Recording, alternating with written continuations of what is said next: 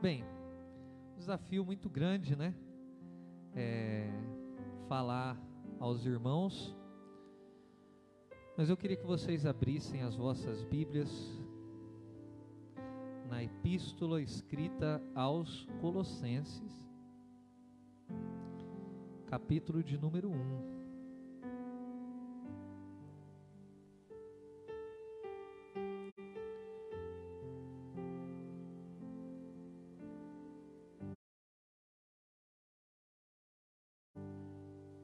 A minha versão, ela é um pouco diferente da de vocês, mas eu queria que vocês prestassem bastante atenção. Eu vou ler o texto completo, porque eu acho que vale a pena. Colossenses, capítulo de número 1.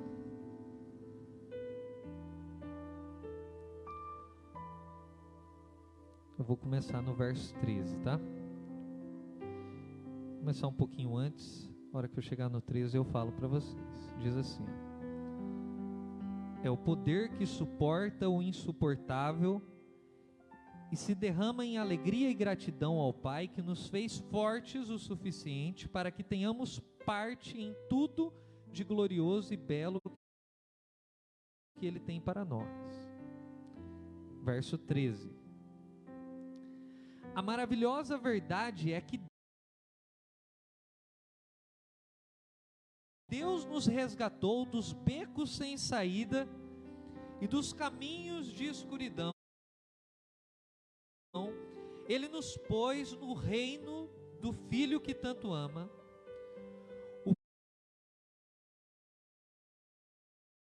o Filho que nos tirou do poço em que havíamos caído e se livrou dos pecados que estávamos condenados a repetir. Quando olhamos para o Filho, vemos o Deus invisível. Olhamos para o Filho e vemos o propósito original de Deus em toda a criação. Pois tudo, absolutamente tudo, acima e abaixo, visível e invisível, e todas as hierarquias, os anjos, tudo começou nele, e nele encontra propósito. Ele estava lá antes que tudo viesse à existência, e Ele tudo mantém até o presente momento. E no que diz respeito à igreja cristã evangélica de Quatá, Ele a organiza e mantém ela unida, assim como a cabeça dirige o corpo. Ele foi supremo no princípio, e abrindo a vitória da ressurreição, será supremo também no fim. Do princípio ao fim, Ele está lá. Repito, do princípio ao fim, Ele está lá, elevado acima de tudo e de todos. Ele é tão sublime que tudo que é de Deus encontra um lugar apropriado nele, sem nenhum conflito.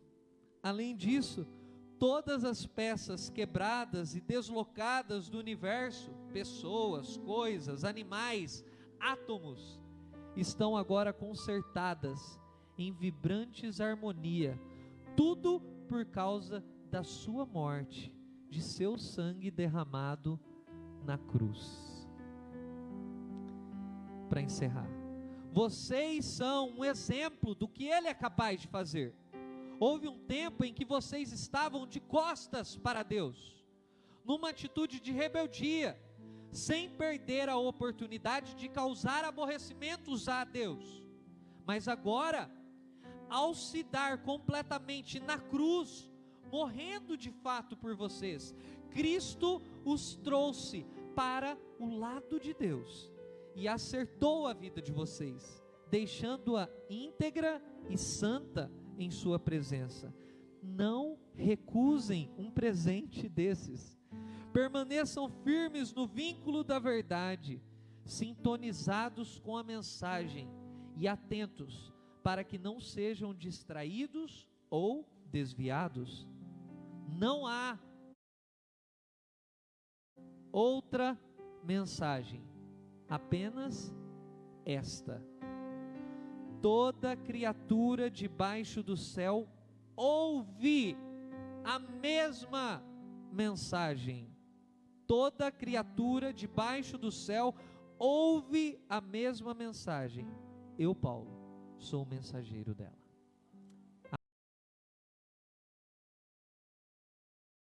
Amém? A carta aos Colossenses, ela foi escrita quando Paulo foi preso pela sua segunda vez. Paulo foi preso 2 vezes. Uma vez ele ficou preso em Roma e ele teve uma liberdade provisória. Então ele tinha a possibilidade de caminhar, pregar o evangelho. Mas ele foi preso uma segunda vez no governo do imperador Nero e ele foi para o cárcere. Então, no cárcere não tem luz. O cárcere é um lugar completamente degradante, onde as pessoas ou os prisioneiros daquela época que provocavam de alguma maneira rebeldia dentro do império, ou que o imperador entendia que provocava rebeldia dentro do império, essa pessoa ficava ali aguardando até a sua condenação. E de fato, Paulo foi morto em Roma. Possivelmente essa carta então tenha sido escrita juntamente com outras cartas que são chamadas de epístola do cárcere, ou epístolas da prisão, que são 4. Então quando vocês lerem essas 4 cartas na Bíblia, saibam que Paulo está no cárcere, perto ali da sua morte. Efésios, Colossenses, Filemon e Filipenses são as epístolas da prisão. O contexto geográfico dessa cidade é o cosmopolitismo. Nossa, mas que palavrão, né? Que palavra, o que significa isso? Significa uma religião metropolitana, onde vem várias pessoas de vários lugares, com vários pensamentos, várias filosofias, várias culturas. Muitas pessoas faziam comércio nessa cidade, e por isso muitas pessoas vinham de fora. Por que eu estou dando esse contexto para vocês? Porque esse contexto é fundamental para a gente entender por que Paulo está escrevendo essa carta. Tem que ter um motivo, não é mesmo? A carta foi escrita então por alguns motivos, né? A igreja de Colossos possivelmente não tenha sido fundada por Paulo, foi possivelmente fundada por Epáfras e Filemon. Paulo nunca visitou essa igreja. Possivelmente, se não houvesse essa igreja na cidade de Colosso, ela nem teria sido citada na Bíblia, a cidade, porque era uma cidade bastante comercial, porém uma cidade pequena. Ela é fruto então dos 3 anos que o Paulo ficou na cidade de Éfeso, quando aí sim Paulo fundou a igreja de Éfeso, e a partir de Éfeso o evangelho se espalhou por toda aquela região. A igreja aqui em Colosso, ela estava enfrentando alguns problemas doutrinários, por muitas coisas que não pertencem ao evangelho começarem a entrar na igreja. Então, nós tínhamos dentro da igreja de Colosso culto aos anjos, tínhamos uma espécie de culto aos mistérios. As pessoas iam para buscar o místico, o sobrenatural, o extraordinário, o espetacular. Elas iam para a igreja para procurar essas coisas. Tinha o gnosticismo, que era uma doutrina que dizia que o corpo é mau e a alma é boa. Então você tem que matar o corpo e aí você é elevado a uma estatura do conhecimento de Deus à medida que você vai matando o seu corpo. Uma espécie de budismo do mundo antigo, né? Então, o gnosticismo acreditava que Jesus era um cara legal, era um cara bom, um cara que tinha aberto mão do seu corpo e tinha transcendido a luz, né? Era um grande mestre. Jesus era uma espécie de Buda, né, do mundo antigo. E eu fiquei me perguntando como que a nossa sociedade hoje também existem muitos discursos sobre Jesus. A igreja de Colosso aceitava um certo discurso sobre Jesus. Mas a questão é, qual é o verdadeiro discurso a respeito de Jesus? Porque nós conseguimos ver uma série de Jesus sendo pregado na atualidade. Por isso eu quero dizer para você que essa mensagem não é uma mensagem, não é um leitinho para criança. Essa mensagem é uma mensagem de substância, porque é uma mensagem que pode mudar completamente o rumo da sua vida, da sua existência, da sua maneira de se colocar, de se apresentar no mundo. É uma mensagem decisiva para você hoje.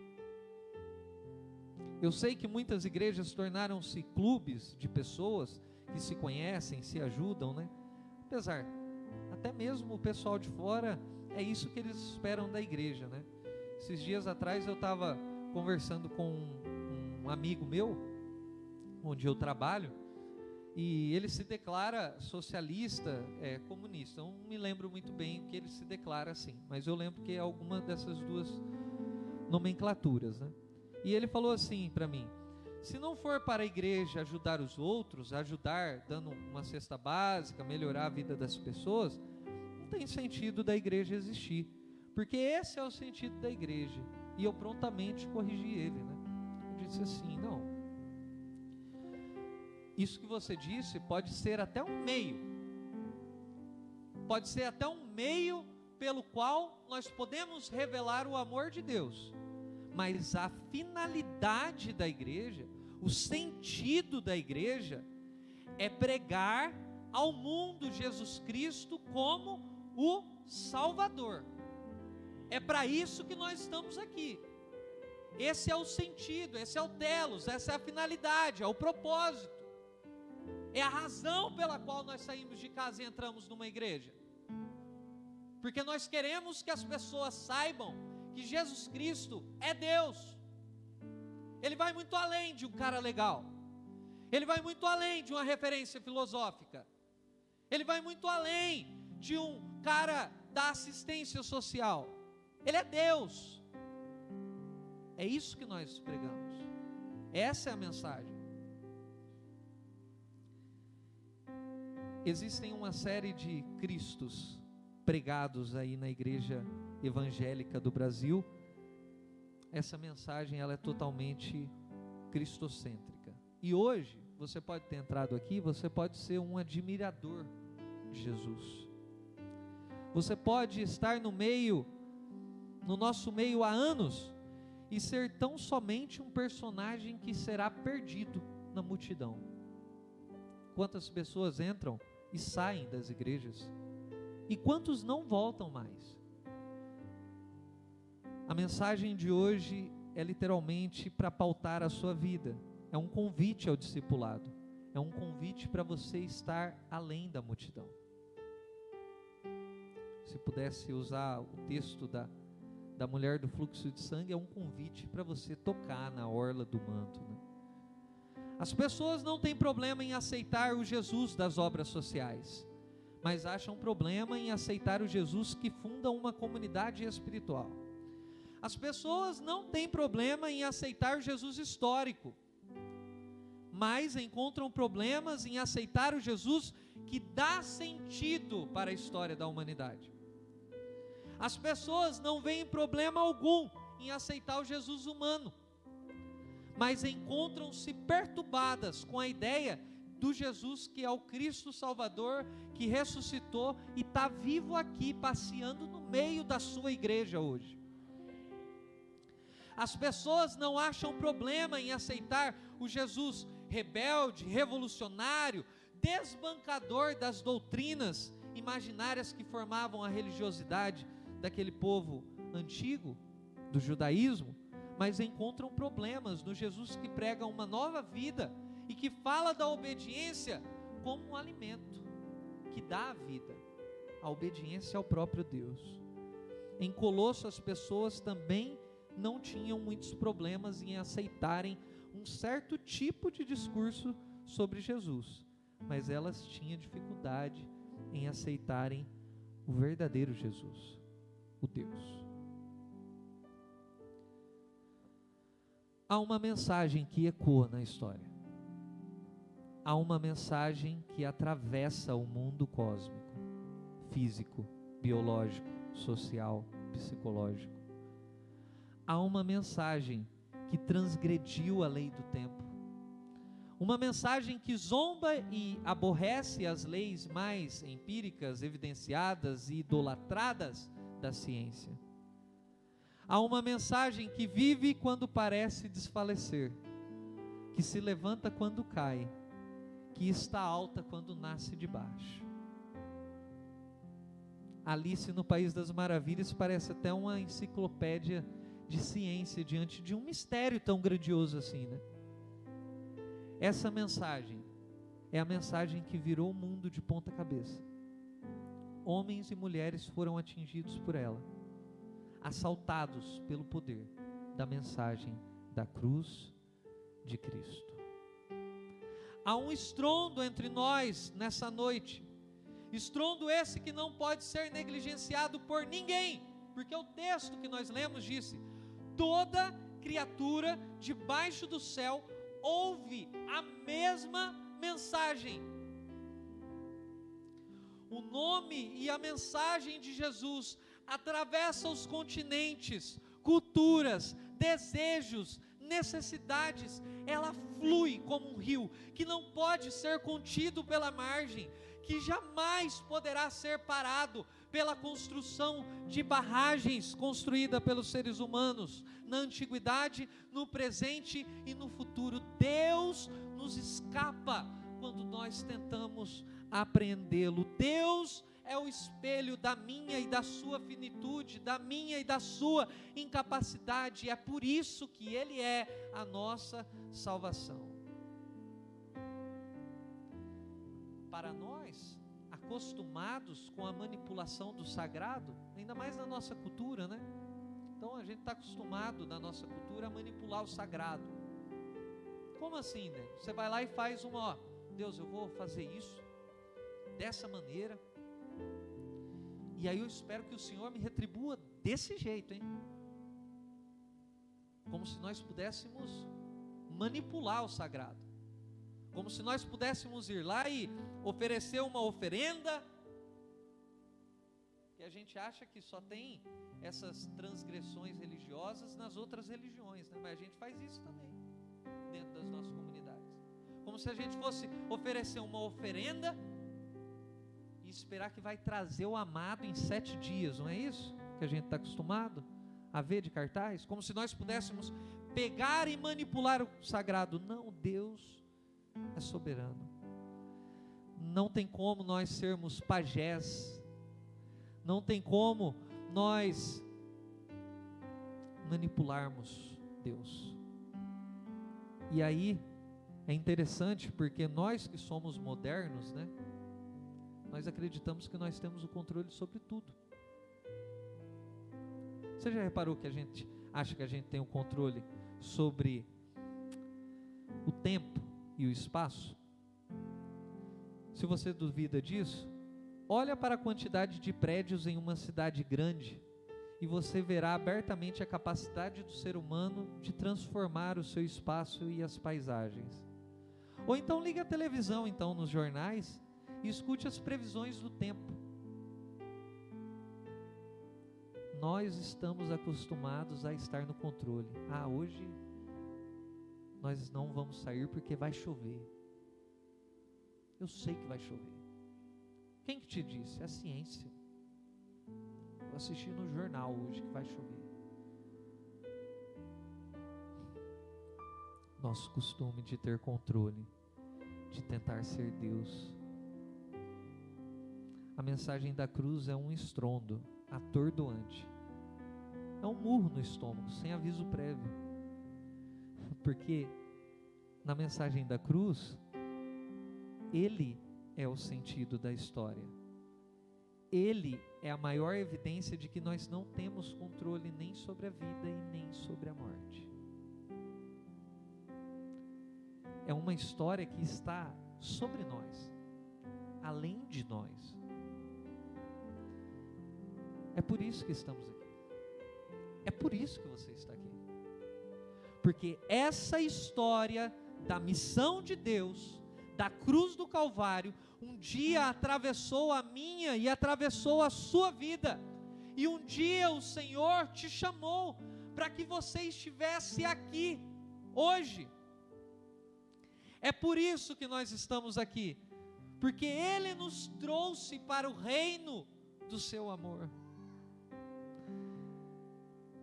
Em Colosso não foi diferente. A igreja de Colosso é a maior prova de que a missão de Deus está para além das capacidades humanas, pois ela não foi fundada pelo principal cara, pelo cara top da época que era o apóstolo Paulo, pelo maior estudioso, o cara mais inteligente da época. Ela foi fundada por 2 leigos, Epáfras e Filemon, porque Deus não depende de homem para fazer a tua obra. Em Colosso, é a evidência de que Deus é soberano. Essa história também se repete, vocês podem acompanhar depois na casa de vocês, em Atos, no capítulo de número 10. Porque Pedro vai lá pregar para os gentios, e Pedro vai meio assim, já vai com sangue nos olhos, já fala: vocês são um bando de endemoniados, vocês não prestam nada, eu não queria nem estar aqui pregando. Deus insistiu, apareceu numa visão para mim, falou que era para eu não amaldiçoar aquilo que ele purificou, e eu estou vindo aqui porque Deus mandou, porque se fosse por mim eu não ia vir não. Mas o texto diz que o próprio Pedro, sem ainda terminar de falar, enquanto ele ainda falava, o Espírito Santo caiu sobre aquelas pessoas, como se Deus falasse assim: Pedro, não estou querendo você não, meu querido, meu papo aqui é com outro, a obra aqui é minha, então eu faço a hora que eu quero, do jeito que eu quero, da maneira que eu quero.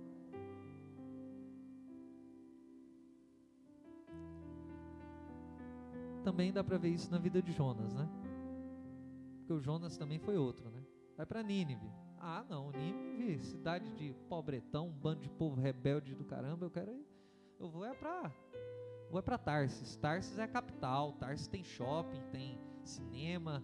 Tarsis tem universidade. Eu vou para Tarsis. Que Nínive? Tô fora. Ah, é? Então vai. Você vai para dentro da boca da baleia, mas você vai voltar. E ele chega em Nínive. A história de Jonas é interessante, porque ele chega em Nínive e pensa, primeiro profeta que pregou, que não queria que ninguém se convertesse, André. Ele não queria que ninguém se convertesse. E Deus converte a cidade inteira. E ele fica revoltado que o povo se converteu. Como se Deus falasse: Jonas, a obra e a igreja e o povo é meu. Eu sou soberano.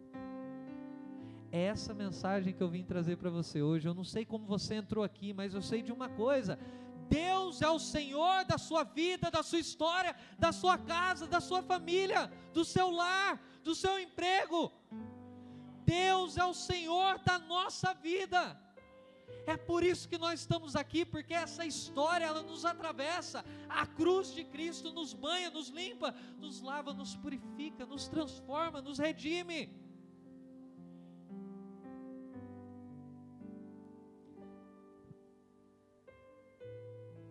O reino de Deus está para além de nós. Essa mensagem, ela é do apóstolo Paulo para os Colossenses, é uma mensagem cristocêntrica. Você pode ler depois o texto inteiro. Ele está fundamentando, dizendo: parem de procurar no místico, no sobrenatural, nos anjos. A crença naquela época ali em Colossos era assim: ó, tem um monte de demônio aqui, um monte de demônio, um monte de anjo, e se eu fizer alguma coisa errada, aí sobre a minha vida vem doença e vem maldição. Era a crença daquele povo. Como se Deus fosse tão frágil assim, né? A ideia de que eu fico vendo alguns irmãos, nada contra assim, mas Quantos crentes ainda nos dias atuais acreditam que ir numa festa junina é comer comida consagrada e ser amaldiçoado? Meu irmão, que fé é essa? Que fragilidade de fé é essa? Eu não posso comer uma comida. Que é isso? Jesus é o Senhor da sua vida. Cristo é aquele que reconciliou consigo todas as coisas. E agora glorificamos a Deus no lugar onde era a nossa vergonha. Estamos com nossas igrejas cheias de pessoas que buscam Cristo, um Cristo ajudador. Elas querem ter controle de 60%, 70% das suas vidas, ou acharem que tem esse controle. E o restante Jesus dá aquela ajuda, né? Ele não é só um cara legal, ele não é só um grande líder, ele não é só um espírito de luz, ele não é o ajudante da sua vida, ele é o Senhor da história, ele é o Criador da vida, ele é o Criador. A mensagem da cruz explodiu e implodiu o mundo. É a eternidade fecundando o tempo. É o Kairos virando aos avessos o Cronos. Essa mensagem, segundo o apóstolo Paulo, pode ser escutada por todos, porque essa mensagem está nos terremotos, nas chuvas, nas nuvens, na natureza, nas criações, nas técnicas, nas artes. Essa mensagem pode ser escutada. Cristo está posto no mundo. Você só não escuta essa mensagem se você estiver morto. A mensagem da cruz é uma realidade que está no universo e para além dele. Talvez no decorrer da sua fé, da sua vida, você por vezes passou por situações e se perguntou, diante de uma tragédia, de uma dor, de um evento ou situação: Deus, quem é você? Então escute o grito, o brado de Cristo, hoje, na porta da tumba, ou diante da fragilidade de Moisés, dizendo: eu sou aquele que era, aquele que é, e aquele que há de vir buscar a igreja. Não há outra mensagem. Toda criatura debaixo do céu ouve a mesma mensagem. No seu abrir e fechar de olhos, Deus está. O Márcio falou sobre o acordar, sobre o respirar. No batimento do seu coração, no movimento do seu pulmão, na quantidade exata de sangue que percorre o seu corpo hoje. Todas as suas juntas, nervos, células, moléculas, na unha que cresce, na piscadela dos olhos, no murchar da pele que envelhece, Deus está. Eu não estou falando aqui de uma ideia panteísta, de que Deus é tudo. Eu não estou falando de força, de energia. Eu estou falando de uma pessoa. Eu estou falando do Cristo, de que nada do que se fez foi feito sem que Ele tivesse.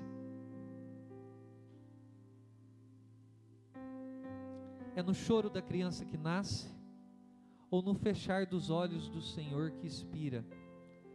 Nos caminhos e descaminhos da vida, nas tragédias mais tristes e nas festas mais celebrativas, no enterro do pó e no nascimento de um novo homem, na cura da doença física e emocional, ou na restauração do homem espiritual, no entrar da igreja pela porta desse templo, ou no apagar das luzes, quando fechamos as portas e vamos embora, Deus está. Na preocupação do pai e da mãe que está longe do filho, no repartir do pobre nos guetos das ruas, na lata de leite condensado que o pastor Uman transformou em troféu lá no morro, em São José dos Campos, para evangelizar as crianças através do futebol. nos eu te amo ditos nas noites de intimidade, ou no tempo dedicado ao serviço para levar alimento para casa.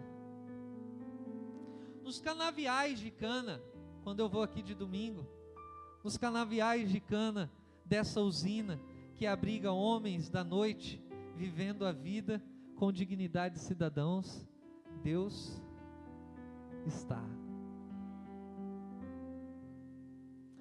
No Apocalipse, Jesus diz para uma de suas igrejas: venha comprar colírio, para vocês enxergarem a vida de uma outra maneira, para vocês mudarem a maneira de vocês existirem. É isso que Deus está falando para nós nessa noite. Tenham os vossos olhos abertos pela luz de Cristo, que resplandece por todos os lados. Mude a maneira de enxergar a vida, pelo amor de Deus. Até quando você vai ficar chorando as mazelas do mundo, gritando que o mundo é isso, o mundo é aquilo, ai, vai piorar, ai, ano que vem você vai ver, agora, meu irmão, muda. Deus quer construir uma nova história na sua vida, hoje, agora, nesse momento.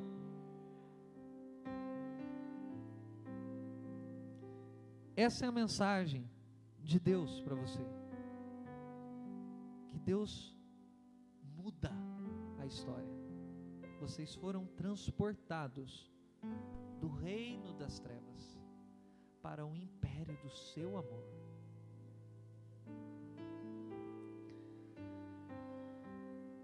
Essa mensagem, se o Espírito de Deus ministrar ela ao seu coração, ela não vai deixar nada como era antes. Se você chegou na igreja e nada mudou na sua vida, Nicodemos, eu preciso dizer para você, é necessário nascer de novo.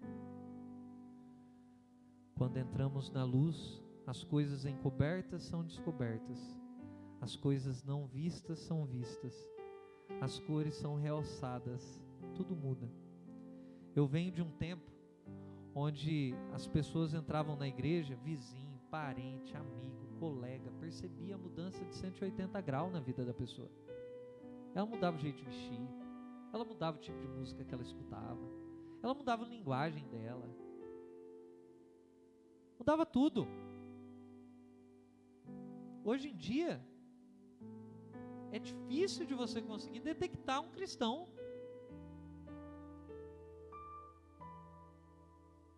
Eu até brinco às vezes, como eu dou aula bastante aluno, né? Às vezes eu brinco com alguns alunos. Falo, ai professor, eu sou da igreja. Eu falo, você é da igreja, a igreja que não é de você. Perturbado. Eu falo, pastor Uma, eu não sei o que está acontecendo com as nossas igrejas. Os piores alunos, mais difíceis de lidar é filho de crente. O que é isso?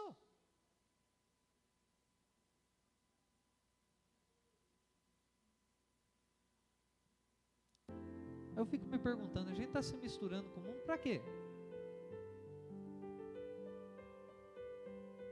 Para ser aceito?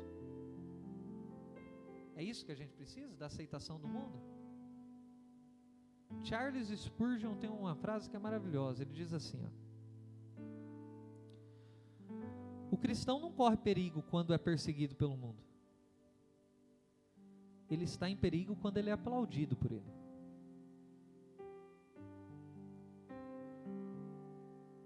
Porque eu não sei se vocês se lembram, mas no início da igreja, os nossos irmãos era comida de leão, no Coliseu.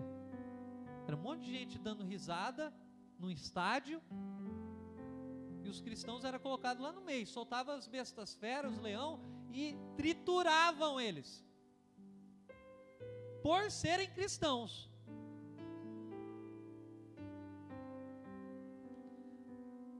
Mas alguma coisa tinha mudado dentro deles. A vida tinha sentido para eles. O culto, Deus, o Cristo, era uma realidade mais real que o que a gente pode ver, tocar.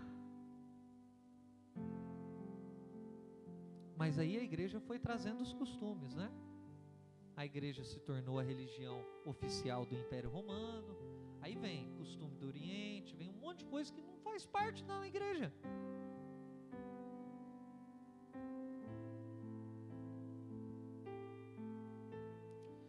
Estou convicto que esses dois versos, o 13 e o 14, é o ápice da carta dos Colossenses, e que tudo pode ser derivado desses versos que guardará a intenção do apóstolo Paulo e do inspirador das Escrituras, que é o Senhor.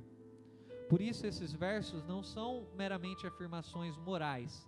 Eu era do Império das Trevas, então eu fazia isso, agora eu não faço e pronto, e acabou. Não é só o comportamento, é uma maneira de existir, é uma maneira de pensar. Muda-se uma chave, vira uma chave. Você ganha um sentido. A mente, o poder, as artimanhas de Satanás não têm mais domínio sobre nós. Onde a luz chega, tudo muda. Os nossos olhos são abertos. As realidades ganham cores, sentidos, significados. As existências são tomadas de cheiro, perfume, sensações, sublimidades. Ficamos estupefatos com a magnífica obra da cruz de Cristo. Não é em vão que Cristo diz que nós éramos a luz do mundo. Sabe por quê?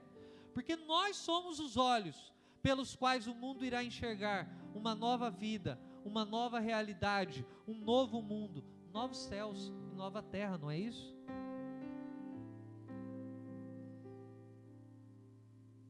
Nada do que era antes permanecerá.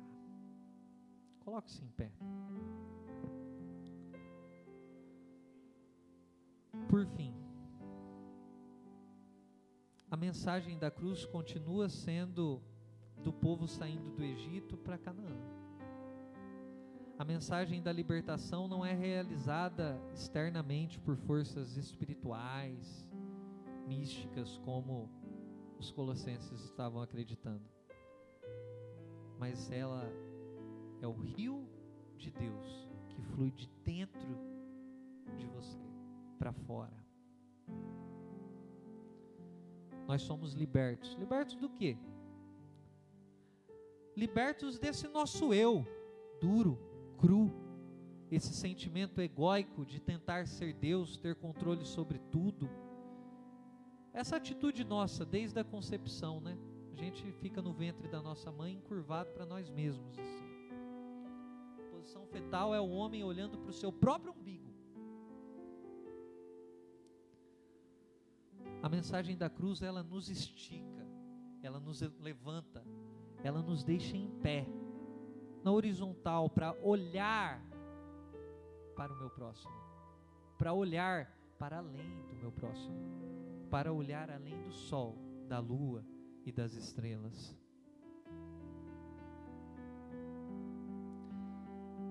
Ser transportado para o reino da luz significa ter o poder de suportar o insuportável, porque Deus derrama em nossos corações gratidão e alegria a partir da cruz de Cristo. E talvez hoje você possa olhar para mim e dizer: Daniel, e o último dilema do homem, que é a morte?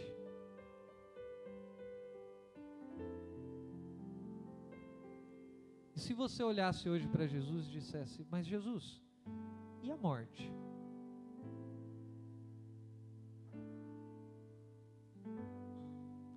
Jesus diria: eu matei a morte, eu acabei com ela, porque agora, mesmo ainda que o seu corpo tombe em terra, o seu espírito volta para a casa do Pai. Essa é a mensagem aos Colossenses. Cristo é suficiente para nos salvar.